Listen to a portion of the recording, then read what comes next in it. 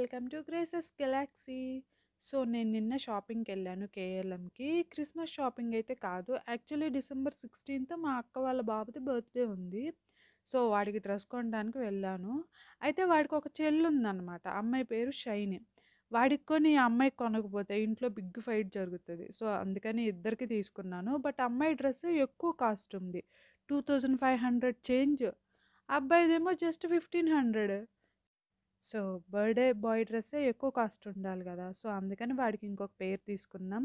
But రేపు ఇంటికెళ్ళాక మళ్ళీ అన్నయ్యకి 2 నాకొకటి అని మళ్ళీ గొడవ చేస్తది ఆ బుడ్డది.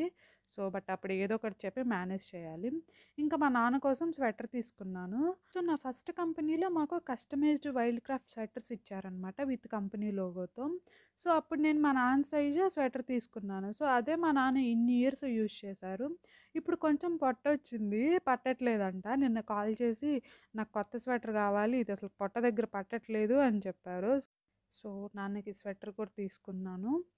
సో, ఇదనమాట ఈరోజు నా షాపింగ్ స్టోరీ. సో, మీరు క్రిస్మస్‌కి షాపింగ్ స్టార్ట్ చేశారా? సో, టోటల్ బిల్ వచ్చేసి 6700 అయింది. ఇం ఇంక రూమ్‌కొచ్చి మా నాన్న స్వెటర్ ఏసుకొని ఎలా ఉందో చూస్తున్నా. బావుంది గదా! డంగుడోలుగా.